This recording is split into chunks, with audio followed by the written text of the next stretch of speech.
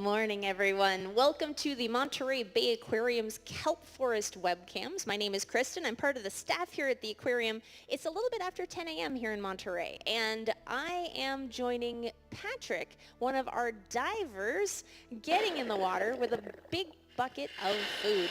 That's right, Kristin. Hey, can you hear me outside the window there? I can hear you. Oh, it's so good to see you, Kristin. It's been a while since we've been able to do the feeding shows. It's so good to see you there on the other side of the window. Thank you for being here. Yeah, I'm so happy. I'm fun. working, taking care of things around here today, and it looks like you've got to take care of some sharks. Oh, yeah. We've got quite the excited group of sharks here. We've been feeding these animals regularly, but they're not used to seeing as many divers, with the volunteer divers not being here at the aquarium at the moment. So just wanted to say hello to everybody watching the webcam. Hello, volunteers that might be at home. Hello, everybody there on social media. Again, my name is Patrick. I actually work in social media, so hopefully you've seen some of that stuff out there. But Kristin, I'm the pizza delivery boy for this morning, or I guess the breakfast pizza. So let's get going here to feed these fish. Look at how excited they all are right now. That is, okay, I know that's not pizza in your bucket, but those fish are about as excited as some starving college freshmen. So what is on the menu today? We've definitely got more than pizza, no pepperoni. No pepperoni. Wow, our sharks are going for some krill. Normally they are a little pickier this morning. They are, and in fact, I just had a little mishap there where I disconnected my microphone, so that's probably why you weren't able to hear me there for a second. And I dropped the food bucket. We're relearning how to do everything here, Kristin, with all this chaos. I've got here a bunch of the food going out right now. I'm sorry, I missed whatever it is that you were saying right there. Oh. It's pandemonium right now in the Kelp Forest. It is. I was saying your pandemonium looks like a bunch of college freshmen going after free pizza. Oh my goodness, yeah, this is like when there's just free leftovers in the graduate student dorm. But here we go. We've got a whole bunch of activity here with the leopard sharks. Let's see if we can actually feed. Hi, buddy. Hello. Aww. There you go. Now that looks like one of our female sharks. So she was giving you a little face rub. Yeah, and you can see here these sharks are coming directly up to the divers to grab some food, and I'm just going to get that right underneath there. And you can see that they have their mouth there on the bottom side, and they're slurping up. So these leopard sharks here, they are actually not the main animal that I'm concerned about diving in here, who might be a little bit chompy. That would usually belong to that prize for the fish that I'm most likely to get a little nibble from is the big sheephead that you folks may see there. But right now, we're just trying to get, come on back, come on back, no, over here. Now, Patrick, I'm going to keep our eyes out. I saw our male sheephead. He's currently way over to the left-hand side of the exhibit. Okay. But while we do have sharks and animals that you describe as our most chompy, our folks online are wondering, how do we keep these animals from eating each other? Well, why are they eating your food? That's an excellent question, and Kristin, you're seeing it right now, and the folks at home, you're seeing it with this feeding. We're going in, we're hand feeding the animals, making sure that they get plenty of food, and that way they are not interested in swimming after something that can get away from them. So just like many of the kids out there that might be watching at home, you probably know how to make your own sandwich at this point. But you also know that if you wait around, sandwiches magically appear in front of you. So same sort of concept here at the aquarium. There's no real need to swim after something that can get away if you know that you're going to come and get fed. But you can see, what's up, buddy? There you go. You know, you can see this shark here is just wanting to feed itself there. Well, you know what? It looks like she wants to make her own sandwich. I know I prefer someone to do the work for me, and I am very appreciative of my family at home who makes me sandwiches, but this really, with how close the leopard sharks are getting to you, this brings us to our second question, because one of our folks online was wondering, what are some of the ways the fish are acting differently without all of our guests? Yeah, well, so without the guests, you know, there's a lot of interaction that's not happening for animals like the penguins or the sea otters. They really do enjoy seeing the guests. It's one of those things where it's enrichment for the animals to see all the different guests every day.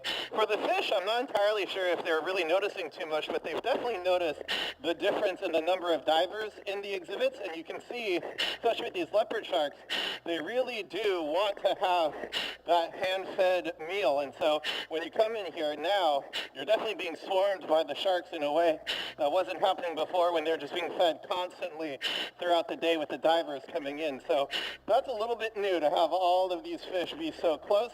But once we get our volunteer divers back in here, they'll go back to a little bit more of a routine. I'm sure some of you folks out there are swarming your food a little bit harder during this time of shelter in place. Same thing happening here with these animals. Yeah, our leopard sharks are definitely enjoying this comfort food of your hand-fed squid. So how often are they getting fed? I know during normal times we have a diver come in this exhibit twice a day. Yep. So what do we do for them? What's our current schedule? Yeah, so as far as I know, they're being fed by hand once a day, I believe, or every other day by a diver, and then they are having their food broadcast to them or spread out in different ways in the exhibit throughout the day. So they are being fed every day, but with the diver, like so, it's a little bit different, maybe infrequent, not on the same schedule. Basically, whenever all of the staff here, without their volunteers, are able to come in after their regular maintenance. Yeah, that makes a lot of sense since the diver, if anyone's a scuba diver at home or has that kind of experience, you know that divers need a dive buddy. And so while all of us are making sure to maintain our physical distancing, that means dive buddies are tough. So the solo feeds are happening pretty regularly. Now, with the sharks coming so close to you, some of our web audience is wondering if you are at all scared of the sharks. Have they ever bitten you? Oh, no. So that's a very, very good question. So it's definitely not scary to be here with these sharks. They're basically like big puppy dogs when they come up to you, and they just want the little snack. So if you folks have a dog at home or an animal that gets very excited, it's just it can be a little bit intense when they just decide that you've talked too much and they'd rather come over and grab some food directly from you. These animals here, they have very, very small teeth. They're sort of like Velcro. So the only reason I'm trying not to get my hand in their mouth is because their teeth can get caught on my glove, and then that's just really awkward. You've got a leopard shark sticking in your finger you can't get off. It's mostly embarrassing. Well, like we were saying, we've got that male sheephead in here, the black, orange, and black fish with the white chin. That fish is used to eating urchins and lobsters and crabs. So that's definitely a fish that is not fun to be nibbled on. Yeah, well, I'm keeping my eyes out. He's currently behind you and keeping his distance. So he's in one of our little patches of kelp, that sheephead. But he does, again, have the teeth to crunch those shells. So we'll keep an eye on his teeth. Looks like we have another question, though, about the size of this exhibit. I know we've got lots of kelp forest animals who like to tuck in close to the kelp. How many gallons of kelp forest are you swimming in right now? So I believe we are just a little bit over a third of 1 million gallons of water, 300 and something thousand gallons of water coming directly from the Monterey Bay. It's actually pretty chilly right now. We've had a lot of wind in the area. We've had a little bit of upwelling happening where the cold water from down deeper gets brought up to the surface thanks to the wind blowing the warmer water away offshore. And so it's been a little bit chillier in here, and this water comes directly from the Monterey Bay off the back deck. If you're watching our Monterey Bay cam, every so often you'll see out beyond the kelp forest, so about 60 feet out there, is where our intake pipes are, and we pump in around 2,000 gallons of water. Oh, here comes our male sheephead. He's getting a little closer, and you just got a swim by from our baby giant sea bass. Our guests online are hoping for some personal introductions to a few of the fish. I know we can oblige, but they're specifically wondering if fish get names around here. Oh, it's a good question. They certainly may get nicknames, but we don't typically give animals at the aquarium any names if it's not useful for their training. So the birds will get names because it's useful for them. They can actually hear their name, respond to that in their training. But in here, nicknames are, of course, for you folks out there to come up with as well. So if you have any nicknames, feel free to share them with us. We have here, there you go, buddy. You want the squid? Nice. So, oh, nice. That's the male sheephead, everybody, and he just ate some calamari. And if you've been watching our Monterey Bay cam, if you saw the photo of the sunrise that we posted earlier, thanks to Security Supervisor Jorge for sharing that with us.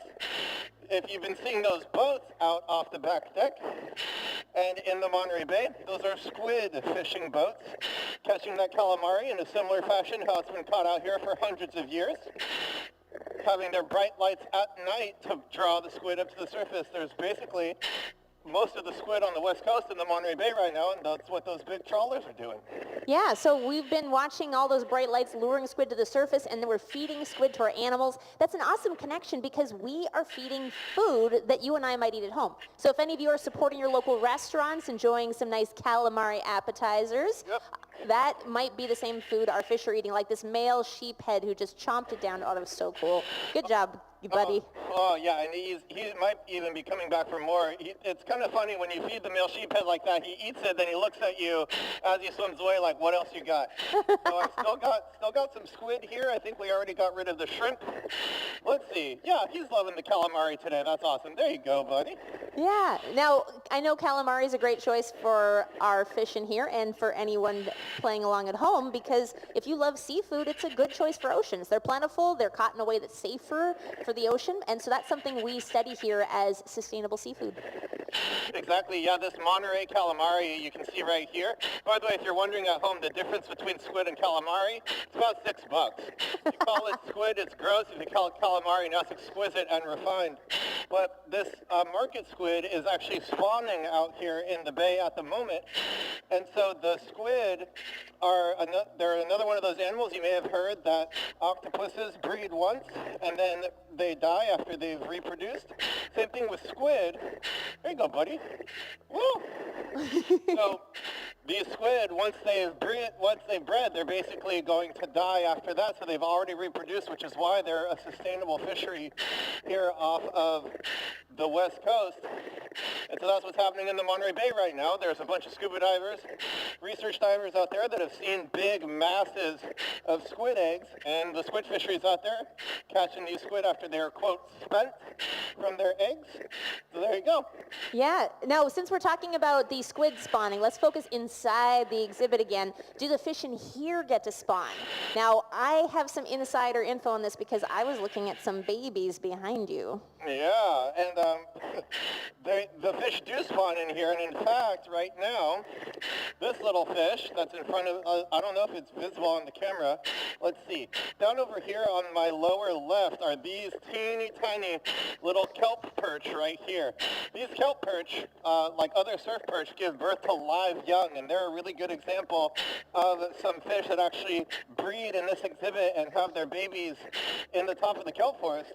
And it even looks like we've got a rather pregnant looking kelp perch on the lower left there. We might even have some more babies there. Kristin, were there other babies behind me? Or Yeah, you know, I saw a little baby rockfish right behind you in the kelp, and I know a lot of our babies like to hang out in the top of the canopy, so if you like to watch our webcams and keep following us today, when that camera angle changes after the dive show, keep an eye on the canopy for some of the little baby versions of our big fish. Absolutely. We actually have many different species, and Patrick, I don't know if you remember how many different kinds of fish and sharks are in here right now, because our guests online are wondering. Yeah, we just did a show with Kelsey, the Kelp Forest Aquarium, and we know that there are over 18, and actually maybe even Emily sending us the questions from online knows, but there are 18 species of rockfish at least, and many other species in here as well. I believe it's over 30 some species, several thousand individuals. We could start naming all of them right now. I think we've got the time if you want to. Well, you know, maybe we'll just focus on your favorite. So what is your favorite aquatic critter to interact with in the Kelp Forest exhibit? Okay, well, my favorite, absolute favorite in here is definitely the male sheephead. When he comes up like that, that's actually some of the closest I've ever gotten to see him. Just an absolutely beautiful fish, really a king of the kelp forest. And you don't really see them get too big like that out in the wild because a lot of fisher folk are out there catching the big males, and so you really have to go to marine protected areas to be able to see big males like the one that we have in our kelp forest. I'd say the second one would be the sea bass over here on the left. She's really kind of pouting right now because I'm not feeding her. She's being trained right now by her staff, so she gets fed completely on her own during a training session, but she's looking at me right now like, do you got any food for me? And it breaks my heart, honestly, to not be able to do that. But so you might get to see that feeding on the webcam a little bit later, and there's some stretcher training, other fun things, so definitely love that giant sea bass.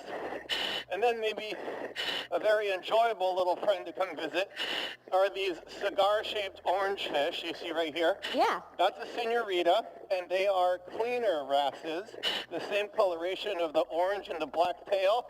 Often in many places around the world tells other fish that these ones are potentially going to give you a little manicure, a little pescacure, as it were. And they, every once in a while when you're not paying attention, will just start pecking at little hairs that might be sticking out from under your hood. But right now I've been growing out a corona beard, so they've been pecking at my little chin over here. So Oh, they're trying to clean you. Yeah, nice to get little cleaning wrasses coming to help with my grooming, because I clearly have not kept up with it myself.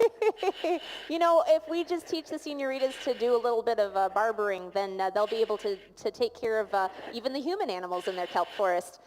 You know, with all the fun stories you've been sharing about our kelp forest community in here, our online audience is wondering, are you going to run out of air? How much oxygen do you carry with you? That's an excellent question. And in fact, you were mentioning earlier that dive buddies, having the pairs of divers together, really important. And what's fun, maybe for the folks at home, is that I'm not technically scuba diving right now. Ah, yes. Because scuba diving means self-contained underwater breathing apparatus. I'm not self-contained. I have this hose right here. If I pull hard enough, we can pull Jamie into the exhibit, who's at the other end upstairs, making sure that I have plenty of air. The red rope is the air. I believe the black one is going to be our communication cable. So that's how we're able to talk to you, Kristin.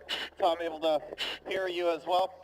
And so this air is surface supplied. But if for whatever reason this stopped working, I do have a tank of air on my back there. And this little valve right here, I can turn on right there. And then I can become a scuba diver if needed. So I'm a surface supplied diver with scuba diving backup right there. All right. Well, I've noticed that you have pretty much run out of food, which means our dive feeding is going to be wrapping up. So I've got a couple last questions to wrap you up with. Since we had so much food and so much interest, how much food did you carry with you into this feeding? Well, 2 full buckets. I don't know the poundage exactly, but normally we would have only one of these buckets, and it was actually 1 bucket of big food for the sharks and for the sea bass, and then 1 bucket over here of smaller food for the smaller fish there. So it's really like double because we only have the 1 feeding show a day there. So many pounds of restaurant quality sustainable seafood. Yeah, I know normally our kelp forest over the course of 2 feedings gets about 26 pounds of food. So it looks like you got both of them in one hit. Yeah. You know, since we are feeding out seafood and we love seafood here, you and I mentioned sustainable seafood. I know some of our guests online were worried about the trawls out in the bay. We talked about how the squid is a good option for fishing, but what's something our guests can do if they're concerned about overfishing? Yeah, so one thing that folks can do out there is look at the Seafood Watch app that they can download on their phone. Go to that website as well. That way you know what kind of sustainable seafood exists in your area. The thing about things like squid is that squid can come from all around the world. And it really, a lot of the seafood, it depends on where it's caught, how it's caught. And out here in the Monterey Bay, everything is very well regulated. Everything is very well observed. There's a lot of science that's backing it up. So the trawlers that you see out there, that is that commercial fishery that feeds sustainable seafood to our coast there. And it does look rather imposing when you see all of these trawlers out there, but this is the type of fishing activity that happens all the time. It just happens to be a little bit more visible when it's here inside the Monterey Bay. So that's some restaurant quality, delicious seafood. It is sustainable, and it's something that we can be very proud of that we have here in our backyard. Is not only this protected area with sea otters and lots of species that are recovering, but also the ability for us to feed ourselves from the bounty like we have been out here in the Monterey Bay for hundreds and hundreds of years, and thousands of years even before that with the folks that lived here before the aquarium was even a thing. Yeah, well, since we've got the sustainable seafood out there and all those good food options, let's bring it home for our wrap-up here, because do we ever worry about overfishing or overpopulation with the babies reproducing in this exhibit? Oh, that's a good question. I don't don't think we're too concerned about the overpopulation in this exhibit from the breeding. They reproduce fairly slowly, these fish do, and then we can move them around to other institutions, other tanks here at the aquarium. So not overly concerned about that in here. And then also many of the fish you see behind me are broadcast spawners, so they're not giving birth to live young. So those are going to be filtered out by other animals living in this exhibit, or when we do have schooling fish in here, like sardines and anchovies, that'll be a snack, their little fish fry there. So if you happen to be a broadcast spawner, a lot of your babies are not going to make it out back to the bay.